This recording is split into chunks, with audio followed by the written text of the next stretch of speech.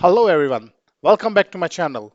So today we are going to discuss about HTTP post request using Axios in reactjs.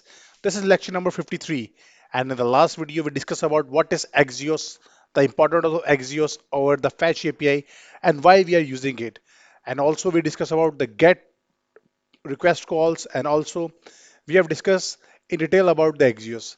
But today we are going to discover the post requests using Axios in React.js, and it is going to be a very interesting topic. But if you have not subscribed to my channel, you can subscribe to my channel name Amir Pervez, and the playlist is the complete React.js developer course. I'm going to share this playlist in my description, and also if you are facing any difficulty in writing the code or missing anything in the code, you can get all the source code from the github/amirware/react JS complete course. I have uploaded all the projects here. You can download and use it. It is going to be really helpful for you. So let's get started, guys. So you can see in the last video we discussed about this get calls and how we can use the Axios and how we can set up and configure the Axios and how we can install it. But today I'm going to discuss about the post calls. But before getting started with the post call, guys, in the previous video we discussed how we can make the get calls. But if you need to make the get calls with async methods, you can do that as well. As it's not very complicated or very difficult.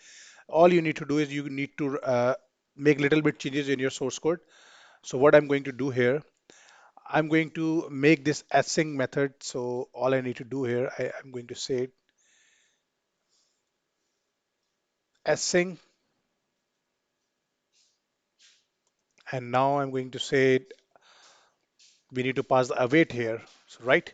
So now I need to make some code changes here. I'm going to say it const response, and I need to say await, and I need to remove this source code. I'm going to commit it like this, right, guys? So now in response, we are going to get the data. So I'm going to do it console.log, or I can do like this. No problem. It's okay. Not a big deal.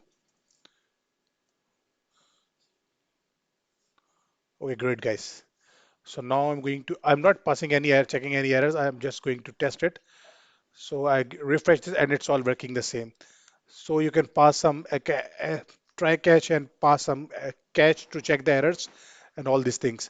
So let's get started to our main project. I'm going to revert these changes, but I'm going to check in all these changes.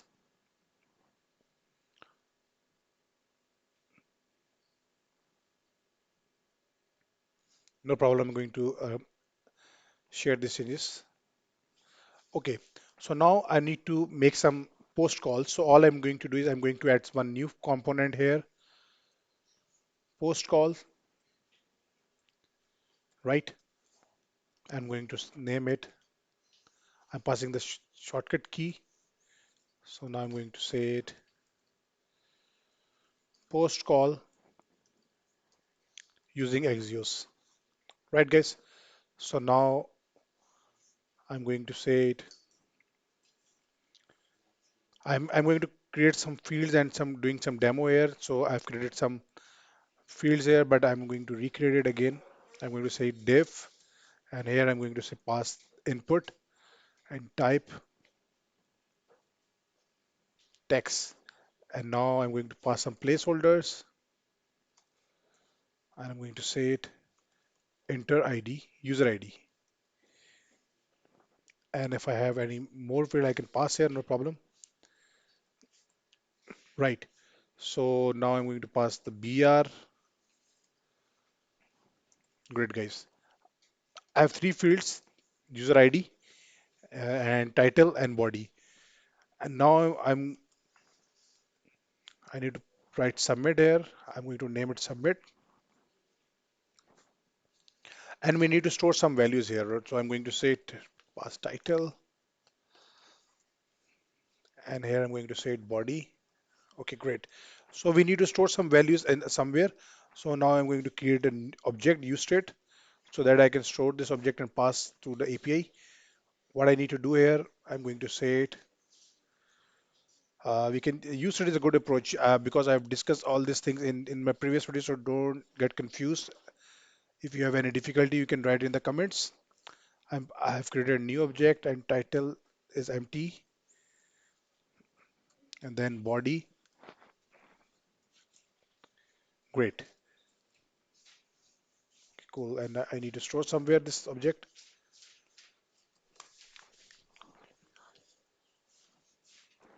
Okay, I'm going to say it post obj and set post obj. Great, guys. So I'm going to store the object in this. And now what I need to do, I'm going to create an event handler here. So whenever I make changes, it's going to bind to this particular object. So I'm going to create an event handler here. So I'm going to name it const change handler. When I make some changes, I'm going to get the event to get the value. So what I'm going to say const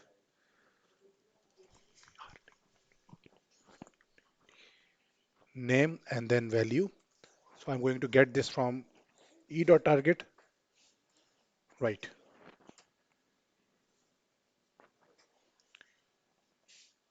It looks fine to me. What's the issue here? We need to check it out. It looks okay. Okay, great. Const spelling is not. Okay, so now what I need to do. Yes, so now we make this and now I'm going to set some values to our post object. So I'm going to say previous state and I'm going to say it.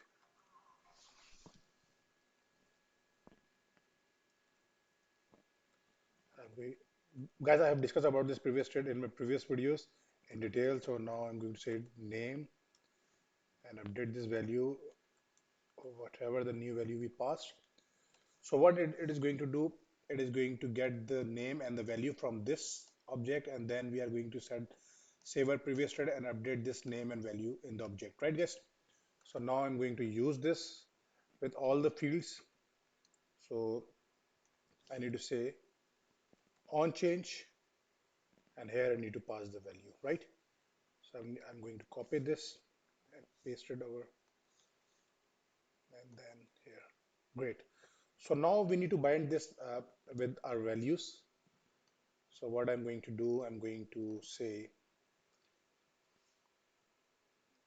I'm using the object, you can use any approach. So I'm going to set const, I'm going to bind with this, and I'm going to set user ID, then I'm going to set title and then body. And I'm getting this value from post object. Great. So now I'm going to use it. I'm going to set value like this. I'm going to copy this and use it with all three. And I'm going to say title, and here I'm going to say body. Great, guys. So now it looks good. Now we need to work on this submit button because we have work on the on change fields. And whenever we make changes, it's going to upgrade this object, use state object. And I have discussed in detail about this use states in my previous videos. You can watch and also the event handlers. So now I'm going to work on this. So I'm going to say submit handler,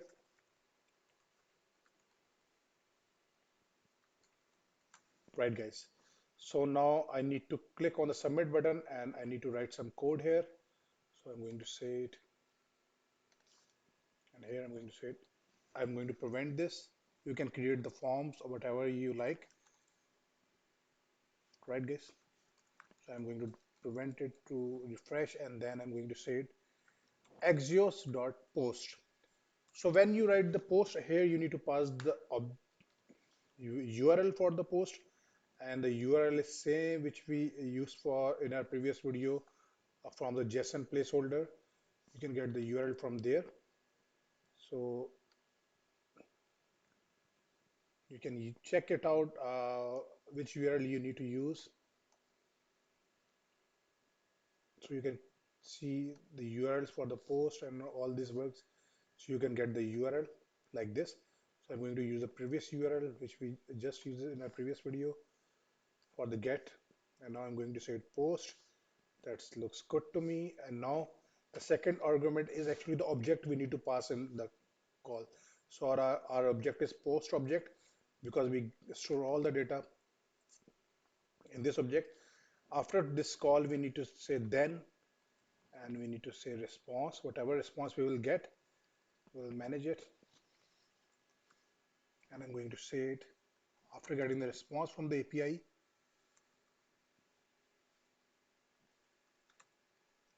I need to write some code. I'm going to use the console.log to check what response we get. And here I'm going to say it, if we get any error, I'm going to say catch and error. And now I'm going to say it console log error. Right? So it looks good to me. If we click on the submit button, it is going to make a post call and pass our object. And in the console, we can see what data we get. So now I'm going to bind here. When I click on click, great guys. So now let's see. Okay, I have not called on the our app.js, so I'm going to commit this and I'm going to say it. And now I need to import this. Cool, guys. Great, let's check it out. It looks good, right, guys? So I have not applied any CSS or anything. So now I'm going to say it. Let's check this out. ID, test user ID. I think we did some mistake because I'm writing and it's not getting the data. So let's check this out.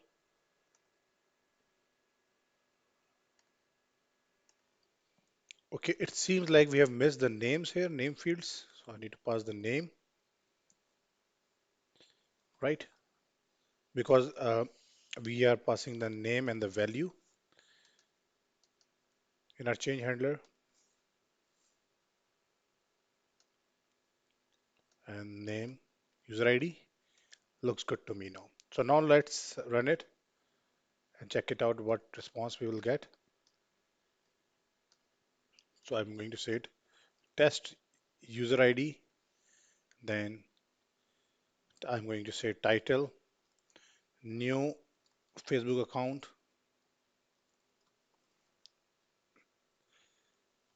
and body. Here is the body. So if I click on the submit, so now you can see here we get some response from the API, and in the data we can see we get a new ID from the API.